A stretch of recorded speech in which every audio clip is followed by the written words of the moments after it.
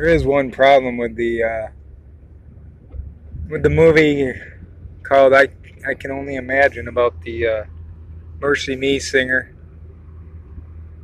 It's pretty good. I mean, generally, for as a Christian, of course, I love it.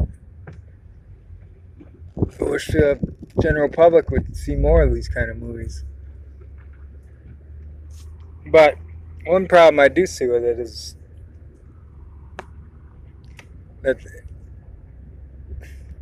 part of the message of the movie, not entirely, the main point was, of course, the need for Jesus in our lives, for salvation, mercy, grace, eternal life, relationships, etc.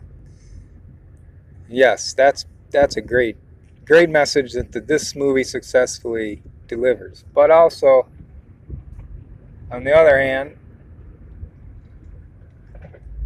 it delivers the message that success is defined by commercial achievement in terms of selling numbers of records. And at the end it says the song was triple platinum, the most listened to Christian song in history. Well, is that bad? It's not bad, but that's more of a secular. And then you're moving into the secular arena of measuring success by numbers, by dollars, things like that. And that's where it gets a little bit dangerous.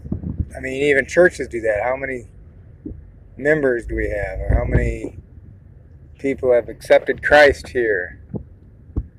And it becomes a matter of numbers, sometimes quantity over quality. And that's just a warning I want to send out to people, my fellow Christians especially, that let's not get too wrapped up in the numbers. I fall into that trap sometimes too.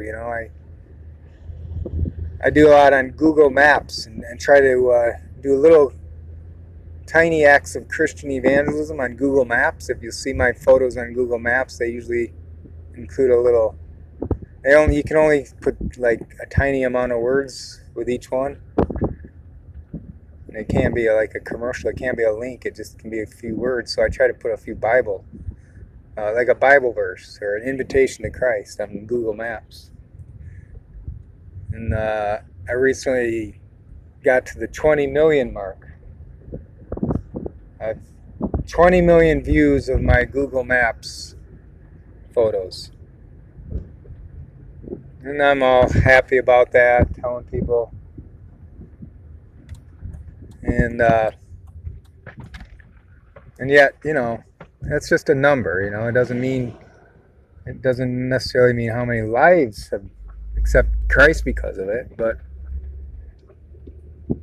it does give you a way of quantifying,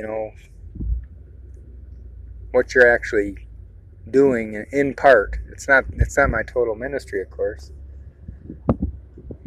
It's nice to have some kind of a concrete stamp of approval.